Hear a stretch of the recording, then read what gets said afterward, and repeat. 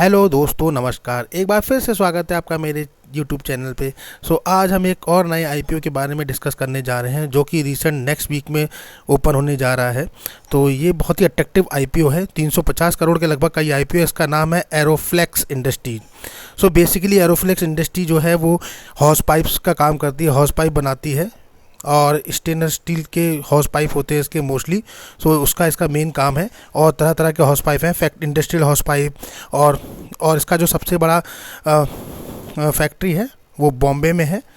तो Aeroflex industry limited, इसके बारे में हम आज विस्तार से जानेंगे, डिटेल जानेंगे। कंपनी कैसी है, क्या है, कितना प्रॉफिट है, कितना लॉसेज है और आईपीओ पे क्या करना चाहिए, अप्लाई करना चाहिए नहीं। पर उससे पहले वीडियो को लाइक शेयर और सब्सक्राइब करना बिल्कुल ना भूलिए दोस्तों।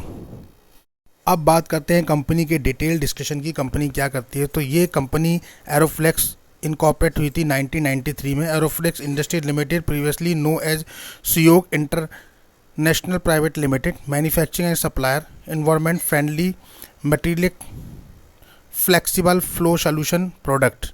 So the company product list including beige houses, unbranded houses, solar houses, gas houses, vacuum houses, branding, interlock houses. तो मोस्टली ये जो कंपनी है हाउसेस बनाती है, इंटरलॉक हाउसेस और ब्रांडेड हाउसेस बनाती है। और बेसिकली इसके जो हाउसेस होते हैं वो स्टेनलेस स्टील के बने होते हैं मोस्टली। तो ये एक कंपनी है जो इसका काम करती है mainly. Aeroflex industry manufacturing facilities located at Taloja, Navi Mumbai, Maharashtra में। इसका काफ़ी बड़ा अक्रॉस 3,60,000 एकड़ में फैला हुआ प्लांट है दोस्तों। ये देखिए काफ़ी बड़ा प्लांट है इसका, जो नवी मुंबई में बना हुआ है। 3,60,000 एकड़ में फैला हुआ।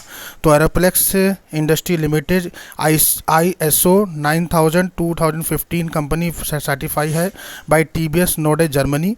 ये manufacturing flexible flow solution made with stainless steel and ultra model facilities.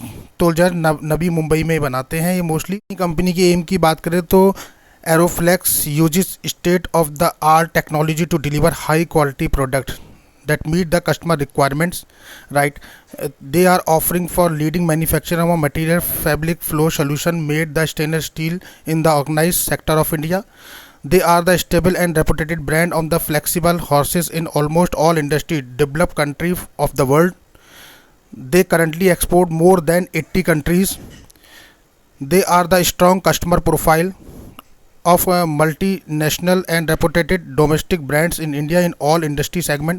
So basically इनका हॉर्स पाइप और उसका बनाने का है जो कि स्टेनलेस स्टील के बने होते हैं।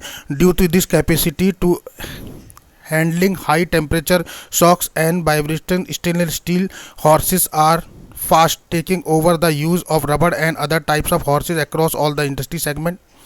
Consider the upcoming new greenfield project. Our demand of the stainless steel horses are going to increase by the at least कम से कम 50 to 60% in next 3 years. तो next 3 years में इसकी डिमांड काफ़ी बढ़ रही है। और due to the excellent quality of our horses compared to the horses manufacturing China and other South Asia countries, there is a global increase in the demand of the same thrust in the next 3 years. We expect our product ranging improve. अब बात करते हैं इनकी mainly product की। तो इनका mainly product है stainless steel horses हैं जो कि काफ़ी डिमांड में रहते हैं। उसके बाद इनका है stainless steel horses with brand A100 series and A200 series. उसके बाद है इसका स्टेनलेस स्टील हॉर्सेस असेंबलिंग। उसके बाद है stainless steel horses gas horses.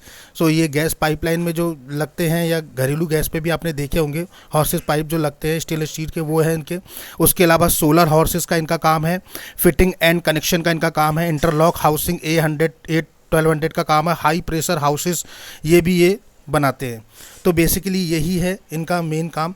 और ये जो हॉर्सेस हैं मेन जॉइंट्स हैं वो इनके यहाँ मैन्युफैक्चरिंग होते हैं। तो इस मैन्युफैक्चरिंग की सबसे बड़ी यूनिट जो है इनकी बॉम्बे में है। टेक्निकल के बारे में अगर इनका जाने तो टेक्निकल में ये हाई प्रेशर रेंज पे काम करते हैं।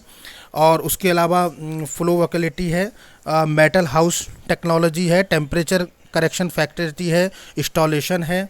ये सब इनका रहता है। तो उसके अलावा भी इनके बहुत सारे काम हैं जिन्हें हम देख सकते हैं जो इनका टेक्निकल है। जैसे कि आपने देखा प्रेशर लॉसेस को कम करना कैसा रहता है इनका, और क्या कहते हैं अभी और देखते हैं हम नीचे बाकी। तो इस टाइप से ये कंपनी जो है इन सेगमेंट्स पे काम करती है। उसके अलावा हम बात करें तो मेटेलिक मेटेलिक फाइबर प्रोवाइडर, ये इंडिया में सबसे बड़ा है। As a definitely flexible flow solution provider in India, Aeroflex believe in providing effective services to all clients while manufacturing high quality product at the competitive prices range. We are known globally for our skills, expertise and waste in industry knowledge for the destination brokers। तो इनका जो है ये industry में leading करना चाहते हैं।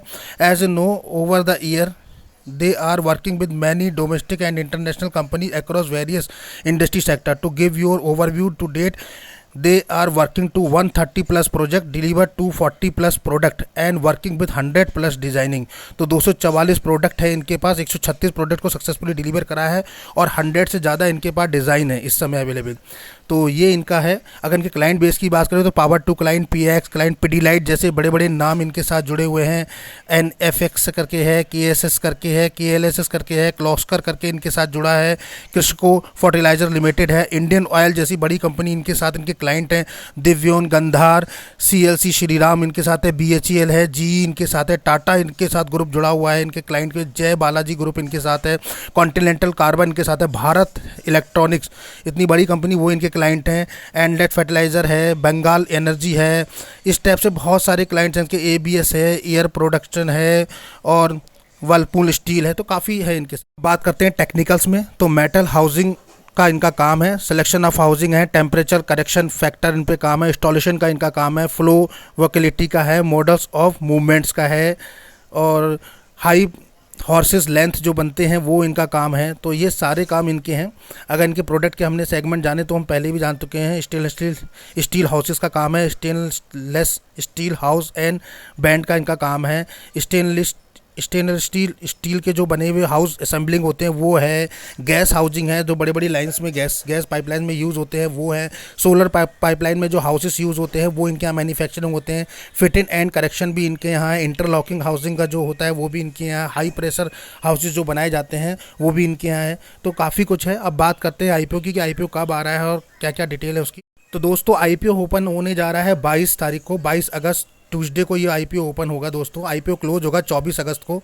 Basic और अलॉटमेंट अगर आपको अलॉट होता है तो 29 अगस्त को हो जाएगा और अगर नहीं होता है तो इनिशिएट ऑफ रिफंड जो है वो 30 अगस्त को आपको मिल जाएंगे। फेस वैल्यू जो रखी गई है वो ₹2 पर शेयर रखी गई है।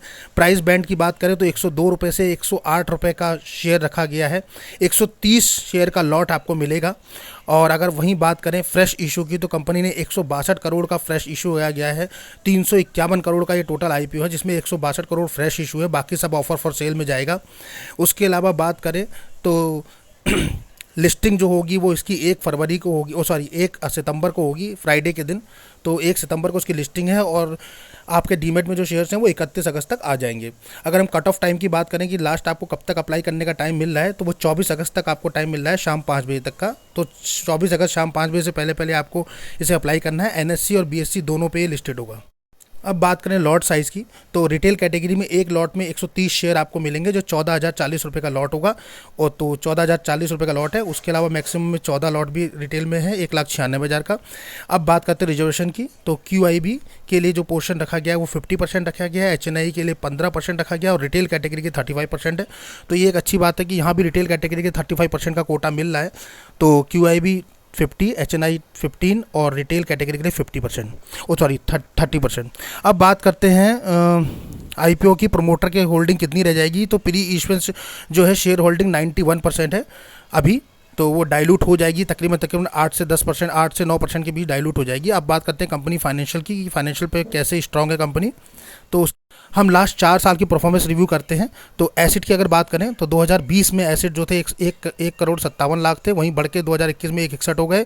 वहीं एसेट बढ़ के 2022 में 183 और 2 करोड़ 13 लाख। तो एसेट काफ़ी अच्छे बढ़ा रही है company year by year. Revenue की बात करें तो 144 था 2020 में, 2021 में 144, सेम थोड़ा बहुत ऊपर नीचे रहा।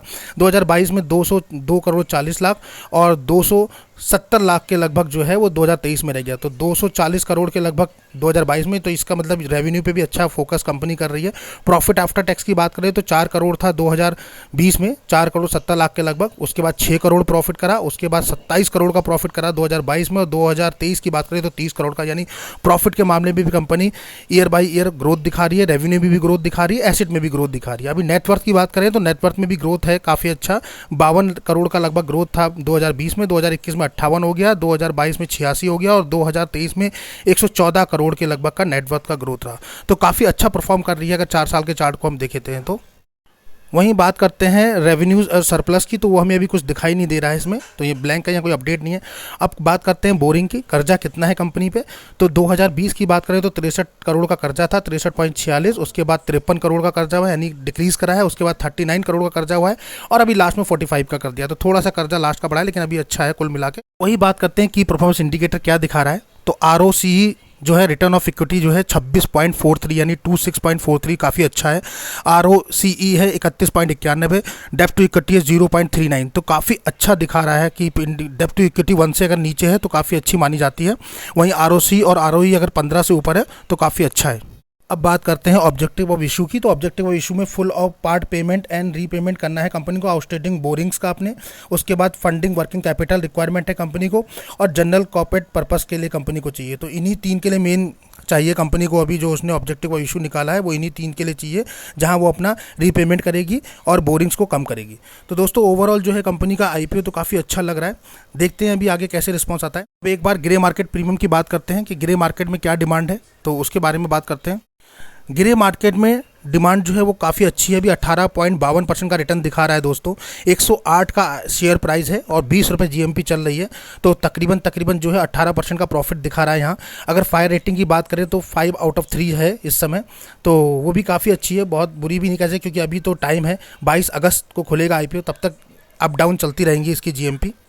वहीं दोस्तों अगर एक लॉट पे बात करते हैं तो तकरीबन 2600 रुपये का प्रॉफिट बनता है, यानी 14,000 लगाने पे हमें 2600 रुपये अभी दिखाई दे रहे हैं। 130 शेयर का लॉट है और 20 रुपये GMP चल रही है, तो 130 × 20 2600 रुपये लगभग, तो काफ़ी अच्छा प्रॉफिट अभी दिखाई दे रहा है। और वैसे भी IPO 22 अगस्त को लॉन्च होने वाला है, तो अभी दिन है हमारे पास, और GMP अप डाउन करेगी, आपको पता है मार्केट में क्या डिमांड रहेगी, वो हम आपको टाइम टू टाइम अपडेट करते रहेंगे। तो देखते हैं आगे कैसा रिस्पॉन्स आता है इस IPO को, हम आपको अपडेट करते रहेंगे। तो अगर आपको हमारा वीडियो पसंद आया तो वीडियो को लाइक, शेयर और सब्सक्राइब करना बिल्कुल ना भूलिए, दोस्तों में ज़रूर शेयर कीजिए। मिलते हैं अपने नेक्स्ट वीडियो में, तब तक के लिए thank you, take care, okay, bye bye.